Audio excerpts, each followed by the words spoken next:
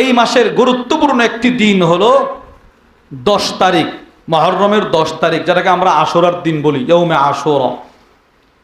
এই দিনের ব্যাপারে তিরমিজি শরীফের বর্ণনা, ওয়া আন আলী ইবনে আবি তালিব রাদিয়াল্লাহু তাআলা আনহু قال, হযরত আলী ইবনে আবি তালিব রাদিয়াল্লাহু তাআলা আনহু থেকে বর্ণিত, তোনাকে রাসূল বলেন, ইন কুনতা সাইমান বা'দা রমাদান, আলী তুমি যদি রমাদানুল মুবারকের পরে রোজা রাখতে চাও, ফাসুমিল মুহররম, তাহলে মুহররম মাসের রোজা রাখো। কেন? ফা ইন্নাহু শাহরুল্লাহ, কেননা মুহররম এটা আল্লাহর মাস। সুবহানাল্লাহ। এবার নবীজি কি বলে, এই মাসে এই মুহররমের 10 তারিখে আল্লাহ তাআলা এক সম্প্রদায়ের তাওবা কবুল করেছেন। সুবহানাল্লাহ। এবং ভবিষ্যতে বহু মানুষের তাওবা কবুল করবেন। এজন্য মুহররম মাসের 10 তারিখের অপর নাম হলো ইয়াউমুত তাওবা, তাওবার দিন। বলেন কিসের দিন? তাওবার দিন। আল্লামা ইবনু রাজব হাম্বলি রহিমাহুল্লাহ তার বিখ্যাত কিতাব লাতাইফুল মাআরিফ ফিমা লি মাওয়াসিমিল আম্মি মিনাল ওয়াজাইফ, ওই কিতাবের মধ্যে লেখেন, এই মাসে মুহররমের 10 তারিখ আল্লাহ তাআলা পয়গম্বর হযরত মূসা আলাইহিস সালাতু ওয়াস সালামের সম্প্রদায়ের তাওবা কবুল করেছিলেন। আল্লাহ তাআলা পয়গম্বর মূসা আলাইহিস সালামের কাছে এই মর্মে ওহী পাঠাইলেন, মুর কওমাক, আপনি আপনার সম্প্রদায়কে আদেশ করেন তারা যেন আমি আল্লাহর কাছে ক্ষমা চায়। এই ওহী পাঠাইলেন মুহররমের 1ম তারিখ। এবার যখন 10 তারিখ চলে আসলো, তো আল্লাহ তাআলা বললেন, ঠিক আছে, এবার বলেন তারা যেন সমুদ্রপথ পাড়ি দিয়ে বের হয়ে যায়, আমি রব তাদেরকে ক্ষমা করে দিছি। তাহলে এই মাসে আল্লাহ তাআলা এক সম্প্রদায়কে ক্ষমা করলেন এবং রসুল বলেন, ওয়াতুবু আলা আখারিন, কিয়ামত পর্যন্ত বহু সম্প্রদায়কে আল্লাহ মাফ করে দিবেন। তাহলে মাপ চাওয়ার জন্য তো আগে আল্লাহর কাছে ক্ষমা চাইতে হবে। আমি আল্লাহ তাআলার কাছে ক্ষমা না চেয়ে রব যেগুলো আমার জন্য হারাম করেছেন ওইটা যদি আমি করি, তাহলে রব আমাকে ক্ষমা করবে না। এই হলো 4। 5 নাম্বার, এই দিন মুহররমের 10 তারিখে সহিহ বুখারীর বর্ণনায় আসছে, কাবাগরের গিলাফ পরিবর্তন করা হতো। আম্মাজান হযরত আয়েশা আস-সিদ্দিকা রাদিয়াল্লাহু তাআলা আনহা থেকে বর্ণিত, তিনি বলেন, কুরাইশ গোত্রের মানুষ সেই আদিকাল থেকে মুহররমের 10 তারিখ রোজা রেখে আসছে। ওয়া কানা ইয়াওমান তুস্তারু ফীহিল কাবা, এবং এই আশুরার দিন এটা এমন এক দিন যেই দিন মক্কার বাইতুল্লাহর গিলাফ পরিধান করানো হইতো। সুবহানাল্লাহ। তেলে বোঝা গেল মুহররমের 10 তারিখের ঘটনা হযরত হাসান হযরত হুসাইন রাদিয়াল্লাহু আনহুমার সাথে সম্পৃক্ত নয়। এটা সেই শুরুকাল থেকে এটার মধ্যে আল্লাহ তাআলা বিভিন্ন ঘটনা ঘটিয়েছেন। এখন কথা হলো, হুজুর আমি মুহররম মাসে করবোটা কি? বলেন নবীজি যা বলেছেন, বলেন আল্লাহ যা বলেছেন আমরা তাই করব। রাসূল কি বললেন? আল্লাহ কি বললেন? আল্লাহ তাআলা তো বলে দিয়েছেন, ফালা তাজলিমু ফীহিন্না আনফুসাকুম, এই মাসে তোমরা নিজেদের উপরে জুলুম করবা না, কোনো গুনাহকে হালাল মনে করবা না, কোনো হারামকে হালাল মনে করবা না, কোনো হালালকে হারাম করবা না। বাস যেইভাবে আপনি চলছেন ওইভাবেই চলবেন। বাদ বাকি হযরত আব্দুল্লাহ ইবনে আব্বাস রাদিয়াল্লাহু আনহুমা, যাকে বলা হয় রাইসুল মুফাসসিরিন, উনি বলেন, এই 4 মাসে ছোটখাটো ইবাদতও কেউ যদি করে, হাসরের ময়দানে আল্লাহ পাক এটাকে বড় ইবাদতের মর্যাদা দিয়ে দিবেন। তাহলে আমি আগে নামাজ পড়েছি, এখনও নামাজ পড়ব, নফল বাড়ায়া দিব। আগে তাসবিহাত পড়েছি, এখনও পড়ব, আরও বাড়ায়া দিব। আমি যদি এই মর্যাদাপূর্ণ 4টি মাসে ইবাদত বেশি করি, তাহলে রবও আমার মর্যাদা বাড়িয়ে দিবেন। হুজুর সাল্লাল্লাহু আলাইহি ওয়াসাল্লাম কি বলেন? নবীজি বলেন, তোমরা মুহররমের 10 তারিখ রোজা রাখো, রোজা। আমি রাসূলুল্লাহ সাল্লাল্লাহু আলাইহি ওয়াসাল্লাম আশা করি কেউ যদি মুহররমের 10 তারিখ রোজা রাখে, আল্লাহ তাআলা তার অতীত জীবনের 1 বছরের গুনাহ মাফ করে দিবে। এটা মুসলিম শরীফের বর্ণনা। তাহলে আজকে হলো 5 তারিখ। নবীজি সাল্লাল্লাহু আলাইহি ওয়াসাল্লাম বলেন, শুধু মুহররমের 10 তারিখ রোজা রাখলে ভিন্ন সম্প্রদায়ের সাথে আমাদের মিলে যাওয়ার সম্ভাবনা থাকে। এজন্যে হয়তো 9, 10, 10, 11 সেই হিসেবে আমাদের আগামী বুধবার, বৃহস্পতিবার অথবা বৃহস্পতিবার, শুক্রবার আমরা নিজেরা এই রোজা রাখার পাবন্দি করব তো ইনশাআল্লাহ। এবং আমাদের পরিবার পরিজনকে আমরা এলান করে দেব, তারাও যেন সর্বাত্মক চেষ্টা করে, তারাও যেন এই দুইটা রোজা রাখার গুরুত্ব তারাও যেন পাবন্দি করে। আল্লাহ আমাদের সকলকে তৌফিক দান করেন, বলেন আমিন। এখন আরবি যে মাস চলতেছে সেটি হলো মুহররম। মুহররম মাস এখন চলতেছে। এটা আরবি মাসের প্রথম, বছরের প্রথম মাস হলো মুহররম। আজকে হলো মুহররম মাসের 5 তারিখ। কত তারিখ বলেন? 5। এই মুহররম মাস এবং 10 মুহররম সম্পর্কে আমরা কিছু গুরুত্বপূর্ণ কথা শুনব। এক, মুহররম মাস হাদিসে পাকে আসছে রাসূলুল্লাহ সাল্লাল্লাহু আলাইহি ওয়াসাল্লাম মুহররম মাসকে আল্লাহ তাআলার মাস বলে সম্বোধন করেছেন। সুবহানাল্লাহ। সহিহ মুসলিম শরীফের বর্ণনায় হুজুর সাল্লাল্লাহু আলাইহি ওয়াসাল্লাম ইরশাদ করেন, আফদালুস সিয়াম বা'দা রমাদান শাহরুল্লাহিল মুহররম। নবীজি সাল্লাল্লাহু আলাইহি ওয়াসাল্লাম বলেন, রমাদানুল মুবারকের পরে সর্বোত্তম রোজা হলো আল্লাহ তাআলার মাস মুহররমের রোজা। পড়েন সুবহানাল্লাহ। এই হাদিসের ব্যাখ্যায় আল্লামা আব্দুর রউফ আল মানাবি রাহিমাহুল্লাহ তার বিখ্যাত কিতাব ফাইদুল কদির শরহুল জামিউস সগীর মিন আহাদিসিল বাশীর ওয়ান নাদির, অনেক সুন্দর। ওই কিতাবের মধ্যে ইমাম জামখশরীর একটি বক্তব্য নিয়ে আসছে। ইমাম জামখশরী বলেন, ইদাফুহু ইলাল্লাহি আযজা ওয়া জাল্লা তা'যীমান ওয়া তাফখীমান ওয়া তাকরীমা। মুহররম মাস যে এটা আল্লাহর মাস বলে হুজুর সাল্লাল্লাহু আলাইহি ওয়াসাল্লাম সম্বোধন করলেন, রাসূলুল্লাহ সাল্লাল্লাহু আলাইহি ওয়াসাল্লাম মুহররম মাসকে সম্বোধন করার দ্বারা বাকি অন্যান্য মাসের উপরে মুহররমের মর্যাদা, গুরুত্ব, শ্রেষ্ঠত্ব বুঝিয়েছেন। কি ভাই মনে করেন এমপি সাহেব এলাকায় এসে বলল সে আমার লোক, তো এমপি সাহেবের তো অনেক লোক আছে, যেই মাত্র বলল সে আমার লোক, তো অন্যদের তুলনায় তার মর্যাদা এমপি সাহেবের কাছে কম না বেশি? বেশি। যেহেতু হুজুর সাল্লাল্লাহু আলাইহি ওয়াসাল্লাম বললেন মুহররম এটা আল্লাহর মাস, এজন্য ইমাম জামখশরী আব্দুর রউফ আল মানাবি রাহিমাহুল্লাহ ওনারা বলেন আল্লাহর মাস বলার দ্বারা মুহররমের মর্যাদা বাকি মাসগুলোর তুলনায় আল্লাহ তাআলা বাড়ায় দিয়েছেন, নবীজি বাড়ায় দিয়েছেন। এক। দুই, মুহররম মাস হলো সম্মানিত মর্যাদাপূর্ণ 4টি মাসের একটি মাস। কুরআনুল কারীমের মধ্যে আল্লাহ বলেন, বিসমিল্লাহির রহমানির রহিম, ইন্না ইদ্দাতাশ শুহুরি ইনদাল্লাহি 12 শাহরা ফি কিতাবিল্লাহ ইয়াওমা খালাকাস সামাওয়াতি ওয়াল আরদ। আসমান জমিন সৃষ্টি থেকে আল্লাহ তাআলা বলেন আল্লাহ তাআলা 12টি মাস সৃষ্টি করেছেন, দিয়েছেন বছর গণনার জন্য। মিনহা আরবাতুন হুরুম, ওই 12 মাসের ভিতরে 4টি মাস হলো মর্যাদাপূর্ণ। বলেন কয়টি মাস মর্যাদাপূর্ণ? 4টি মাস। কোন সেই 4 মাস?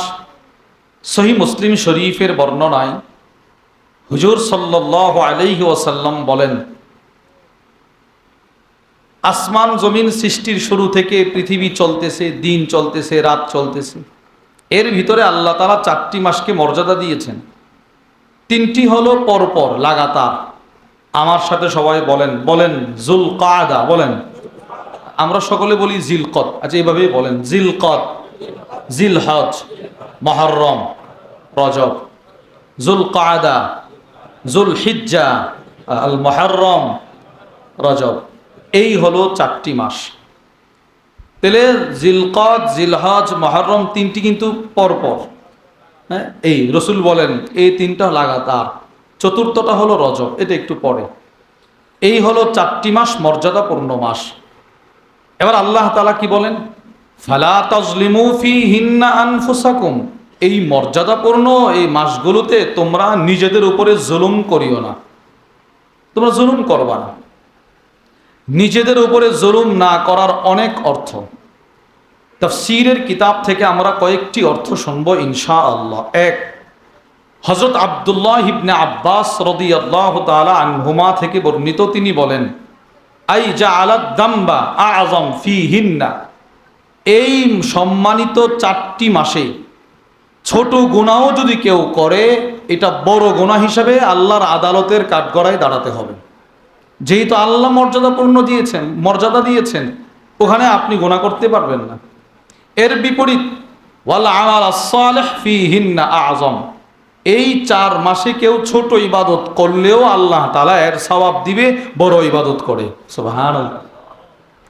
যেমন মনে করেন আমরা সুবহানাল্লাহ পড়লাম, আমরা আলহামদুলিল্লাহ পড়লাম, পড়েন সুবহানাল্লাহ, আলহামদুলিল্লাহ, লা ইলাহা ইল্লাল্লাহ, আল্লাহু আকবার। এই তাসবিহগুলো পড়লে সওয়াব আছে না? কি বলেন? মনে করেন একবার সুবহানাল্লাহ, আসমান জমিনের ফাঁকা জায়গা আল্লাহ নেক দ্বারা পরিপূর্ণ করে দেয়। এইটা তো এখন মুহররম মাসের ভিতরে আমরা পড়লাম। মুহররম ছাড়া পড়লে যেই সওয়াব, হযরত আব্দুল্লাহ ইবনে আব্বাস রাদিয়াল্লাহু তাআলা আনহুমার বক্তব্য অনুযায়ী এই মাসে পড়লে এই মাস ছাড়া যেই সওয়াব, এর চাইতে দ্বিগুণ সওয়াব আল্লাহ আপনাকে দান করবে। মুহররম ছাড়া একবার সুবহানাল্লাহ পড়লে যদি এটা আযম মিন উহুদ হয়, উহুদ পাহাড়ের চাইতেও বেশি বড় ভারী হয়, তো মুহররম মাসে পড়লে আল্লাহ তাআলা কোটি কোটি উহুদ পাহাড়ের মর্যাদা বাড়ায় দিব। 2 নম্বর ব্যাখ্যা, হযরত মুহাম্মদ ইবনে ইসহাক বলেন, ফালা তাজলিমু ফীহিন্না আনফুসাকুম, এর অর্থ হলো লা তাজআলু হারামাহা হালালা ওয়ালা হালালাহা হারামা। অন্যান্য মাসে তো কোনো হারামকে হালাল করতেই পারবা না, বিশেষ করে এই 4টি মর্যাদাপূর্ণ মাসেও তোমরা কোনো হারামকে নিজের থেকে হালাল করবা না। যা হারাম এটা করছে কে? বলেন না, কে করছে? আল্লাহ। হালাল যেগুলো, ওইটাও আল্লাহ তাআলা বলে দিয়েছে, আল হালাল ওয়াল হারাম বাইন, সব স্পষ্ট, কি কি হারাম কি কি হালাল। এখন 2026 সালে আপনি আপনার পক্ষ থেকে কোনো বিষয়, হারাম বস্তুকে আপনি হালাল করার অধিকার আপনার নাই। কিন্তু দুর্ভাগ্য, আফসোস, এই মাসগুলোতে আমাদের দেশ বা বিভিন্ন জায়গায় মানুষ অনেক হারাম বস্তুকে হালাল করে ফেলে। বলেন নাউজুবিল্লাহ। 1 নাম্বার, কোনো মানুষ নিজের শরীরে নিজে আঘাত করা, এটা হালাল না হারাম? সবাই বলেন হারাম। সহিহ বুখারীর বর্ণনায় আসছে, হুজুর সাল্লাল্লাহু আলাইহি ওয়াসাল্লাম বলেন, লাইসা মিন্না, ওই ব্যক্তি আমার দলের অন্তর্ভুক্ত নয় যে নিজেই নিজের শরীরে আঘাত করে, গালে আঘাত করে, বুকে আঘাত করে, মাথাম করে, সে আমার দলের অন্তর্ভুক্ত নয়। ওয়াসাক্কাল জয়ব, যে কাপড় ছিঁড়ে ফেলে, সে আমার দলের অন্তর্ভুক্ত নয়। বলেন তো আমাদের সমাজে এই মাসে এই কাজগুলো হয় কি হয় না? তাহলে হারামটাকে আমরা কি করলাম? বলেন না, হারামটাকে আমরা কি করলাম? আর আল্লাহ কি বললেন? না, হারামকে তোমরা হালাল করার তোমাদের কোনো অধিকার নেই। 2, গান বাদ্য যন্ত্রপাতি সবগুলো ইসলামের দৃষ্টিতে হালাল না হারাম? সবাই বলেন হারাম, স্পষ্ট হারাম। কোরআনুল কারীমে আল্লাহ রাব্বুল আলামিন শয়তানকে জান্নাত থেকে বিতাড়িত বের করার পর বলছিল, ইযহাব, যা বের হ, ওয়াস্তাফজিজ মান ইসতাতা'তা মিনহুম বিসাউতিক। তো শয়তান বলেছিল, আল্লাহ, আমি যে জান্নাত থেকে বের হয়েছি, আমি কিন্তু আপনার বান্দাদেরকে পথভ্রষ্ট করব। তো আল্লাহ বলছিল, ঠিক আছে, তুই তোর কণ্ঠ দিয়ে যাদেরকে পারস বিভ্রান্ত করিস। এখানে বিসাউতিক শব্দের ব্যাখ্যায় তাফসীর ইবনে কাসিরের মধ্যে আসছে গান, আল গিনা। শয়তানের কণ্ঠ পৃথিবীর শুরু থেকে কিয়ামত পর্যন্ত যত গানাদার গান বলবে, যত শিল্পী গান বলবে, সবগুলো গান হলো শয়তানের কণ্ঠ। বলেন নাউজুবিল্লাহ। আপনারা বলেন তো, গান কার কণ্ঠ? শয়তানের কণ্ঠ। আল আদাবুল মুফরাদের বর্ণনায় ইমাম বুখারী রাহিমাহুল্লাহ হাদিস নিয়ে আসছেন, হযরত আম্মাজান আয়েশা আস-সিদ্দিকা রাদিয়াল্লাহু তাআলা আনহা একদিন ওনার ভগ্নিপতির বাড়ির পাশ দিয়ে যাচ্ছেন, তাকায় দেখে এক বাউল গানাদার, ও গান গাইতেছে আর মাথা নাড়াইতেছে, ইউহাররিকু রাসা, এভাবে মাথা নাড়াইতেছে। সাথে সাথে আম্মাজান বললেন, উফ, আফসুস, আরে কি হলো এটা, শয়তান, এত শয়তান, আখরিজু, তোমরা তাকে কান ধরে এই ঘর থেকে বের করে দাও। কোরআন থেকেও বুঝলেন যারা গান বলে এটা শয়তানের কণ্ঠ, হাদিস থেকেও বুঝলাম আম্মাজান গানাদারকে কি বলছে, শয়তান। বলেন না কি বলছে, শয়তান। তাহলে এই গানের কণ্ঠ এটা কার কণ্ঠ, শয়তানের কণ্ঠ। এজন্য গান হারাম, কোরআন থেকে আমরা বুঝলাম। হাদিসে পাকে রসুল বলেন, লা ইয়াকুনান্না মিন উম্মতি আকওয়াম, অচিরে আমার উম্মতের মধ্যে কিছু মানুষ আসবে, ইয়াস্তাহিল্লুনাল হিররা ওয়াল হারির ওয়াল মাআজিফ, যেই মানুষগুলো রেশমের পোশাক পরিধান করা, রেশম পরা, হাতে রং লাগানো, মেহেদি পরা, গান বাদ্যের যন্ত্রপাতি ক্রয় করা, ডুল তবলা বাজানো, গান বলা, এটাকে হালাল বলবে। বলেন আজ পর্যন্ত যারা গান গাচ্ছে, যারা এই মাসে এই ব্যবস্থা করে, এরা কি এটাকে হারাম মনে করে না হালাল? হ্যাঁ, নবীজি বলে গেছে। কোনো মুসলমানের জন্য উচিত নয় গান বাদ্যকে হালাল বলা, কোনো মুসলমানের জন্য উচিত নয় গান বাদ্যের সরঞ্জামাদি ক্রয় করা, এটা নিষেধ। যারা কিনবে, যারা গানাদারকে ভাড়া করে নিয়ে আসবে, গান শুনবে, আল্লাহর বক্তব্য, ওয়ামিনান নাসি মান ইয়াশতারি লাহুল হাদিস লিয়ুদিল্লা আন সাবিলিল্লাহি বিগাইরি ইলম ওয়া ইয়াত্তাখিদাহা হুজুয়া উলাইকা লাহুম আযাবুম মুহিন। এই কাজ যারা করবে তাদের জন্য আল্লাহ পাক রেখে দিয়েছেন পরকালে অত্যন্ত লাঞ্ছনাকর শাস্তি। নাউজুবিল্লাহ। এটা করা যাবে না, কোনোভাবেই না, কোনোভাবেই করা যাবে না। রেশমের পোশাক পরিধান করা যাবে না, রং বেরঙের শরীরে রং লাগানো, এগুলো করা যাবে না। হুজুর সাল্লাল্লাহু আলাইহি সাল্লামের কাছে এক সাহাবী আসছে, হযরত আম্মার ইবনে ইয়াসির, তিরমিজি শরীফের বর্ণনা। হযরত আম্মার ইবনে ইয়াসির বলেন, কদিমতু আলা আহলি, আমি আমার পরিবারের কাছে আসছি দীর্ঘ সফর শেষ করে। ওয়াকাত তাশাক্কাকাত ইয়াদায়া, আমার দুটো হাত ফেটে গেছে, যুদ্ধ করে অথবা কোনো কাজ করে আসছে, হাতগুলো ফেটে গেছে। ফাখাল্লাকুনি বিজাফরান, আমার ফ্যামিলির মানুষ আমার হাতে জাফরানের রং মেখে দিছে। ফাগাদাউতু আলান নবী সাল্লাল্লাহু আলাইহি ওয়াসাল্লাম, পরদিন সকালে আমি নবীজির দরবারে গেলাম, ফজরের নামাজ পড়লাম। ফাসাল্লামতু আলাইহি, আমি আল্লাহর নবীকে সালাম দিলাম। ফালাম ইয়ারুদ্দা আলাই, রাসূল আমার সালামের জবাব দেয় নাই। আশ্চর্য, সাহাবী সালাম দিচ্ছে, নবীজি সালামের জবাব দিচ্ছে না। কি বুঝছেন, রাসূল ওই সাহাবীর প্রতি সন্তুষ্ট না অসন্তুষ্ট? অসন্তুষ্ট। হযরত আম্মার ইবনে ইয়াসির আদবের সহিত দাঁড়ায় আছে। নবীজি বলেন, ইযহাব, যাও, ফাগসিল আন, তুমি তোমার হাতের এই রংগুলো ধুয়ে আসো, তারপরে সালামের জবাব দেব। বিষয়টা কি? আর আমার মুসলমান ভাই, সে তার বিবাহের অনুষ্ঠানে পুরুষ, ও হাতে মেহেদি লাগাই দিছে। আল্লাহ আমাদের সকলকে হেফাজত করেন, বলেন আমিন। তাহলে হাতে রং থাকার কারণে রাসূল সালামের জবাব দেয় নাই, আরেক ব্যক্তিকে রং থাকার কারণে নবীজি সালামই দেয় নাই। তিরমিজি শরীফের হাদিস। ওয়ান আলী ইবনে আবি তালিব রাদিয়াল্লাহু তাআলা আনহু قال, হযরত আলী ইবনে আবি তালিব বলেন, আন্না রাসূলুল্লাহি সাল্লাল্লাহু আলাইহি ওয়াসাল্লাম মাররা আলা কওম, নবীজি এক সম্প্রদায়ের পাশ দিয়ে হেঁটে যাচ্ছিলেন। ফীহিম রাজুলুন মুতাখাল্লাকুম বিখালুক, ওই সম্প্রদায়ের মধ্যে এক ব্যক্তি, তার হাতে রং ছিল, মেহেদি লাগানো ছিল। ফানাযারা ইলাইহিম, নবীজি সবার দিকে একবার নজর দিলেন, আর কার কার হাতে আছে, শুধু একজনকে বেশি। ফাসাল্লামা আলাইহিম ওয়া আ'রাদা আনির রাজুল, নবীজি সকলকে সালাম দিলেন, কিন্তু ওই লোকটাকে সালাম দিলেন না।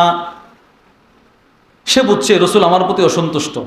সে নবীকে বলে, ইয়া রাসূলুল্লাহ আরাদতা, আপনি যে আমাকে সালাম দিলেন না।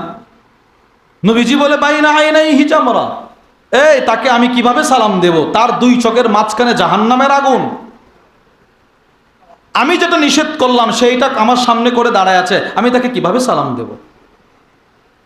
তো নবীজি যেগুলোকে হারাম করেছে ওইগুলো কেউ নিজের থেকে হালাল করলে রাসূলকে আমার প্রতি সন্তুষ্ট হবে না অসন্তুষ্ট? গান বাদ্য এগুলো সব হারাম, নবীজি হারাম করে গেছেন। হুজুর সাল্লাল্লাহু আলাইহি ওয়াসাল্লাম বলেন, ইন্নাল্লাহা বা'আসানি হুদা ওয়া রাহমা, আল্লাহ তাআলা আমাকে হেদায়েতের ধারক করে পাঠিয়েছে, রহমতের ঝান্ডা দিয়ে পাঠিয়েছে। যে আল্লাহ আমাকে হেদায়েতের ধারক করে পাঠিয়েছেন, ওই আল্লাহ আমাকে এই আদেশও দিয়েছেন, ও আমারানি আন আমহাকাল মাজামির, গান বাদ্যের যত যন্ত্রপাতি আছে সবগুলো যেন আমি রাসূল ভেঙ্গে মাটির সাথে মিসমার করে দিই। যেটার ব্যাপারে নবীজির এত কঠোর হুঁশিয়ারি বক্তব্য, সেই কাজটাই এই গুরুত্বপূর্ণ মাসে আমাদের সমাজে কিছু কিছু অজ্ঞ মূর্খ মানুষ করে থাকে।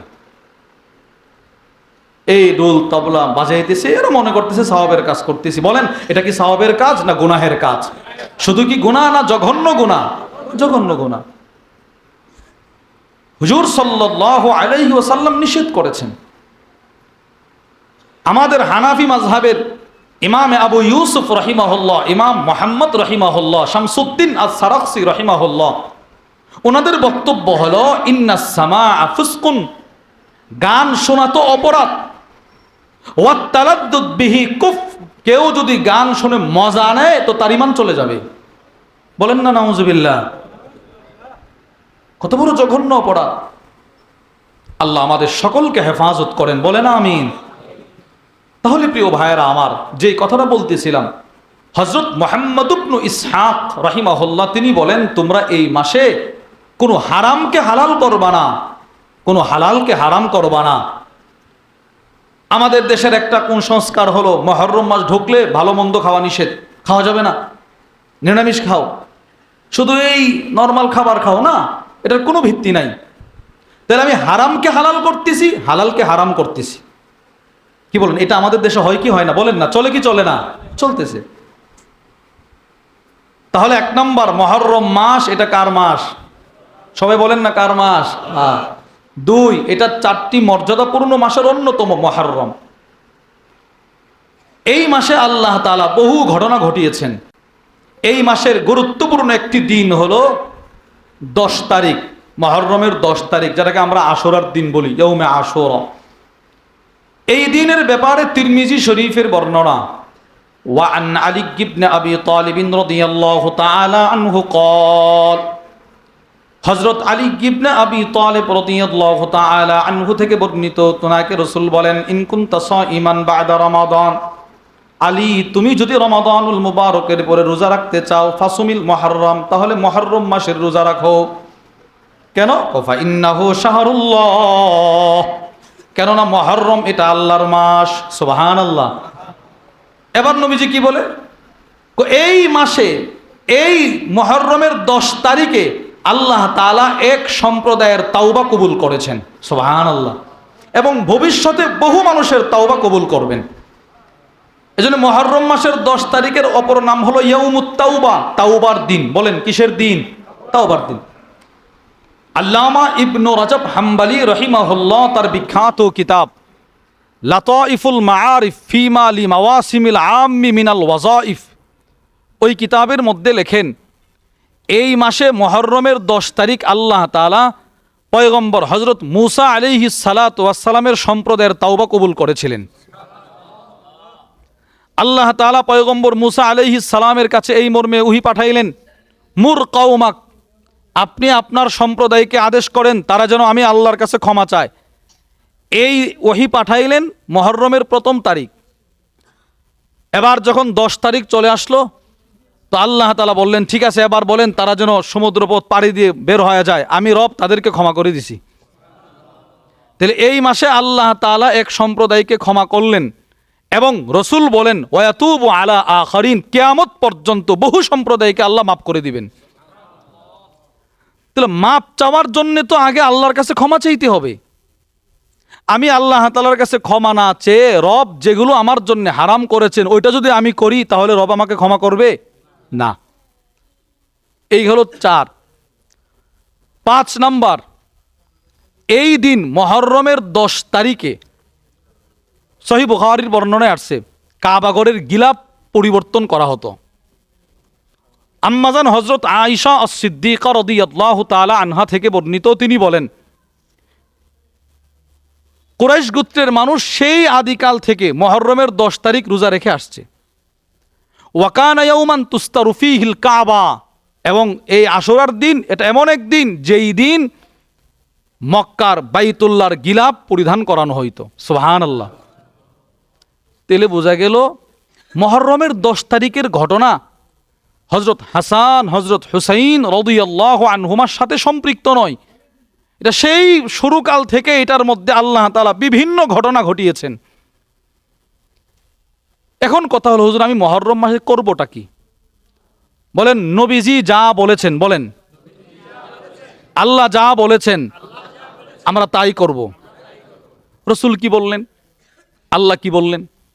আল্লাহ তাআলা তো বলে দিয়েছেন, ফালা তাজলিমু ফীহিন্না আনফুসাকুম, এই মাসে তোমরা নিজেদের উপরে জুলুম করবা না, কোনো গুনাহকে হালাল মনে করবা না, কোনো হারামকে হালাল মনে করবা না, কোনো হালালকে হারাম করবা না। বাস যেইভাবে আপনি চলছেন ওইভাবেই চলবেন। বাদ বাকি হযরত আব্দুল্লাহ ইবনে আব্বাস রাদিয়াল্লাহু আনহুমা, যাকে বলা হয় রাইসুল মুফাসসিরিন, উনি বলেন এই 4 মাসে ছোটখাটো ইবাদতও কেউ যদি করে, হাসরের ময়দানে আল্লাহ পাক এটাকে বড় ইবাদতের মর্যাদা দিয়ে দিবেন। তাহলে আমি আগে নামাজ পড়েছি, এখনও নামাজ পড়ব, নফল বাড়ায়া দিব। আগে তাসবিহাত পড়েছি, এখনও পড়ব, আরও বাড়ায়া দিব। আমি যদি এই মর্যাদাপূর্ণ 4টি মাসে ইবাদত বেশি করি, তাহলে রবও আমার মর্যাদা বাড়িয়ে দিবেন। হুজুর সাল্লাল্লাহু আলাইহি ওয়াসাল্লাম কি বলেন? নবীজি বলেন তোমরা মুহররমের 10 তারিখ রোজা রাখো, রোজা। আমি রাসূলুল্লাহ সাল্লাল্লাহু আলাইহি ওয়াসাল্লাম আশা করি কেউ যদি মুহররমের 10 তারিখ রোজা রাখে, আল্লাহ তাআলা তার অতীত জীবনের 1 বছরের গুনাহ মাফ করে দিবে। এটা মুসলিম শরীফের বর্ণনা। তাহলে আজকে হলো 5 তারিখ। নবীজি সাল্লাল্লাহু আলাইহি ওয়াসাল্লাম বলেন শুধু মুহররমের 10 তারিখ রোজা রাখলে ভিন্ন সম্প্রদায়ের সাথে আমাদের মিলে যাওয়ার সম্ভাবনা থাকে। এজন্য হয়তো 9, 10, 10, 11 সেই হিসেবে আমাদের আগামী বুধবার, বৃহস্পতিবার অথবা বৃহস্পতিবার, শুক্রবার আমরা নিজেরা এই রোজা রাখার পাবন্দি করব তো ইনশাআল্লাহ। এবং আমাদের পরিবার পরিজনকে আমরা এলান করে দেব, তারাও যেন সর্বাত্মক চেষ্টা করে, তারাও যেন এই 2টা রোজা রাখার গুরুত্ব তারাও যেন পাবন্দি করে। আল্লাহ আমাদের সকলকে তৌফিক দান করেন, বলেন আমিন। লাতাইফুল মাআরিফ ফিমা লিমাওয়াসিমিল আম্মি মিনাল ওয়াজাইফ, ওই কিতাবের মধ্যে এসেছে এই আশুরার 10ম তারিখে কেউ যদি রোজা রাখে, এটা হাদিস নয়, বুজুর্গের বক্তব্য, তাহলে আল্লাহ তাআলা তাকে 1 বছর রোজা রাখার সওয়াব দান করবে। এবং কেউ যদি এই দিনে সাদাকা করে, সাদাকা 10 তারিখ সে কিছু সাদাকা করলো, তাহলে সে যেন সারা বছর সাদাকা করলো, আল্লাহ ওই পরিমাণ সওয়াব দান করবে। তাহলে আমরা এই কাজগুলো করবো তো ইনশাআল্লাহ। কি বলেন ভাই, সকলে নিয়ত করতে পারি না ইনশাআল্লাহ? তাহলে রোজা রাখবো কোন কোন বার বলেন? বুধবার, বৃহস্পতিবার অথবা বৃহস্পতিবার, অর্থাৎ আগামী বৃহস্পতিবার হবে 10 তারিখ, বুধবার হবে 9 তারিখ। তাহলে 9, 10 যদি আপনি রাখেন, শুক্রবার 10 তারিখ, তাহলে শুক্রবার 10 তারিখ হলে বৃহস্পতি শুক্র অথবা শুক্র, আজকে কয় তারিখ আরবি? ও আজকে 4 তারিখ, তাহলে বৃহস্পতি শুক্রবার অথবা শুক্রবার শনিবার, 9, 10 অথবা 10, 11। আল্লাহ আমাদের সকলকে তৌফিক দান করেন। তাহলে প্রিয় ভাইয়েরা আমার, এই মাসগুলোকে আল্লাহ তাআলাই মর্যাদা দিয়েছেন। মূলত আল্লাহ তাআলার নিজাম হলো আল্লাহ তাআলা কতক বস্তুকে কতক বস্তুর উপরে প্রাধান্য দিয়েছেন। 12 মাসের ভিতরে 4 মাসকে মর্যাদা দিয়েছেন। পুরা দিনের ভিতরে আল্লাহ তাআলা জিলহজের প্রথম 10 দিনকে মর্যাদা দিয়েছেন। পুরা রাতের ভিতরে আল্লাহ তাআলা রমাদানুল মুবারকের শেষ 10 রাতকে মর্যাদা দিয়েছেন। এরপরে পুরা দুনিয়ার ভিতরে আল্লাহ তাআলা মসজিদের জমিনকে বেশি মর্যাদা দিয়েছেন। আর নিকৃষ্ট জমিন বানিয়েছেন কোন জমিনকে? বাজারের জমিনকে।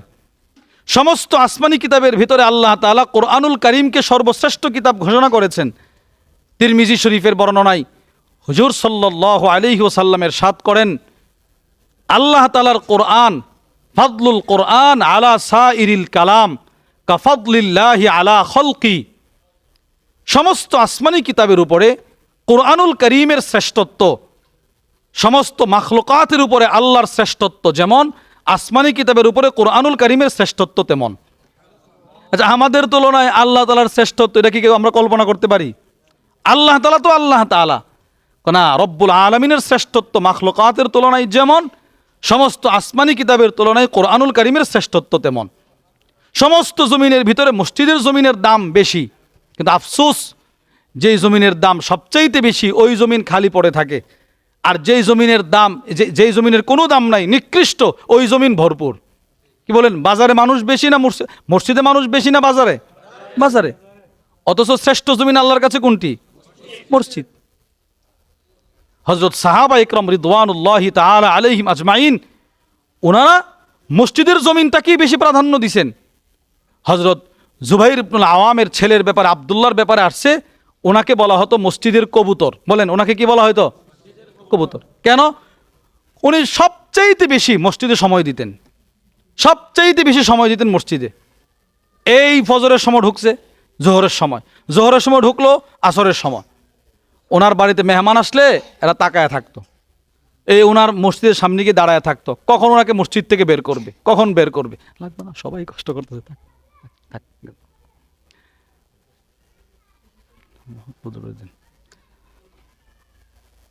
তাহলে ওনারা মসজিদের সাথে নিজের সম্পর্ক এমনভাবে জোড়াইছেন যে আল্লাহ তাআলা ওনাদের মর্যাদা এই পরিমাণ বৃদ্ধি করেছেন। আজকে থেকে 1500 বছর পরেও আপনারা এখানে বসে বসে ওনাদের নাম শুনতেছেন, ওনাদের বয়ান শুনতেছেন। কেন? সম্পর্ক বেশি ছিল কিসের সাথে? মসজিদের সাথে। আর আমাদের সমাজের মানুষের সম্পর্ক বেশি কিসের সাথে? বলেন না, যেটা বাস্তব সেটা বলেন। আর এখন তো আরো বেশি, এখন তো আরো বেশি। আমরা আমাদের এলাকা থেকে একটা দাওয়াত তবলিগের জামাত বের হয়েছে, 3 দিনের জামাত। তো আমি গতকালকে জুমা পড়ায়া নুসরতে গেছি, তো আসরের পরে ঘাসতে বের হয়েছি। তো দোকানে দোকানে নিয়ে যাইতেছে, প্রত্যেকটা দোকানেই এই মুরব্বী, সাদা দাড়িওয়ালা মুরব্বীরা এই বসে বসে খেলা দেখতেছে। অনেকে এরকমও ছিল, সালাম দিলাম, মুসাফা করলাম, টিভি চলতেছে, উনি এটা বন্ধ করতেও বলে না, বন্ধও করেন। আমরা বললাম, এরপরেও বন্ধ করে না, এই বসে বলেন, শুনতেছি। নিকৃষ্ট জমিনের প্রতি মানুষের আগ্রহ বেশি। কেন? শয়তান আল্লাহ তাআলার সাথে সেই চ্যালেঞ্জ করে আসছে, লাউযাইয়িনান্না লাহুম ফিল আরদ ওয়া লাউযিয়ান্নাহুম আজমাইন। আল্লাহ বের করে দিচ্ছেন তো, আপনার সবগুলো বান্দাকে আমি জমিনে গিয়ে পথভ্রষ্ট করব, গুনাহের কাজ তার সামনে সুন্দর করে সাজায়া তুলব। শয়তান আমাদের সামনে গুনাহের কাজ সুন্দর করে সাজায়া তোলে। আবু দাউদ শরীফের হাদিস, হুজুর সাল্লাল্লাহু আলাইহি ওয়াসাল্লাম বলেন, ইন্নাল মারআ ইযা খারাজাত, কোন মহিলা যখন ঘর থেকে বের হয়, ইস্তাশরাফাহা শাইতান, শয়তান ওই মহিলাকে পরপুরুষের সামনে সুন্দর করে ফোটায়া তোলে। বাস্তবে মহিলাটা কালো, কিন্তু ওরকে আপনার সামনে সুন্দর করে তোলে শয়তান। বলেন কে? শয়তান। এজন্য আল্লামা ইমাম ইবনুল কাইয়্যিম রাহিমাহুল্লাহ অনেক বড় আলেম দ্বীন ছিলেন। উনি বলেন, শয়তান বলে, আহলাকতু বানি আদম বিজ্জুনুব, আমি বনি আদমকে ধ্বংস করি গুনাহের মাধ্যমে, আর ফাহলাকুনি বিল ইস্তিগফার ওয়া বিলা ইলাহা ইল্লাল্লাহ, আর বনি আদম আমাকে ধ্বংস করে ইস্তেগফার আর লা ইলাহা ইল্লাল্লাহর মাধ্যমে। বান্দা যখন ইস্তেগফার পড়ে, তখন শয়তান আমাদেরকে দিয়ে যে গুনাহ করা, ওই গুনাহগুলো আল্লাহ তাআলা ক্ষমা করে দিতে থাকে। এজন্য আল্লামা ইমাম ইবনুল কাইয়্যিম রাহিমাহুল্লাহ, ওনার উস্তাদ শাইখুল ইসলাম ইবনে তাইমিয়া তার কিতাব জামিউল মাসাইলের মধ্যে লেখেন, ইয়ামবাগি লিল আবদ আন তাকুনা আনফাসুহু কুল্লুহা নাফসাইন, পৃথিবীর প্রত্যেকটা মানুষের উচিত সে তার প্রতিটা শ্বাস নিঃশ্বাসে বলবে সুবহানাল্লাহ। বলেন, কি বলবে? একবার শ্বাস নিছেন তো বলবেন সুবহানাল্লাহ, আরেকবার আস্তাগফিরুল্লাহ। বলেন, কি বলবো আমরা? তাহলে একবার শ্বাস নিচ্ছি, সুবহানাল্লাহ বলেন না সবাই, আলহামদুলিল্লাহ। এই আল্লাহর প্রশংসার বাক্য উচ্চারণ করা, যেহেতু আমি শ্বাস নিতে পারছি। আবার যখন শ্বাস নেব তো ইস্তেগফার। তো আল্লামা ইমাম ইবনুল কাইয়্যিম রাহিমাহুল্লাহ শাইখুল ইসলামকে প্রশ্ন করে, উস্তাদ, সুবহানাল্লাহ বলাও তো উত্তম, ইস্তেগফার পড়াও উত্তম, আমাদের জন্যে, বান্দার জন্যে কোনটা সবচেয়ে বেশি কল্যাণকর, উপকার, সেটা বলেন। তো শাইখুল ইসলাম ইবনে তাইমিয়া বলেন, শোনো, জামা কাপড় যদি অপরিচ্ছন্ন থাকে, ময়লা থাকে, তাহলে সাবানের প্রয়োজন বেশি। আর যদি জামা কাপড় সুন্দর থাকে, পরিষ্কার পরিচ্ছন্ন থাকে, তাহলে আতর ব্যবহার করা উত্তম। সুবহানাল্লাহ। তাহলে আমার জিন্দিগির সুবহানাল্লাহ, আমার জিন্দিগির আলহামদুলিল্লাহ, আমার জিন্দিগির আল্লাহু আকবার, এগুলো হলো আমার ইবাদত, আমার আমালের সুঘ্রাণ। আর আমার জিন্দিগির ইস্তেগফার হলো আমার গুনাহ মোচনের মাধ্যম। তাহলে আমরা এই তাসবিহাত, এই ইস্তেগফারের মাধ্যমে নিজের কলবকে পরিষ্কার পরিচ্ছন্ন করার চেষ্টা করব তো ইনশাআল্লাহ।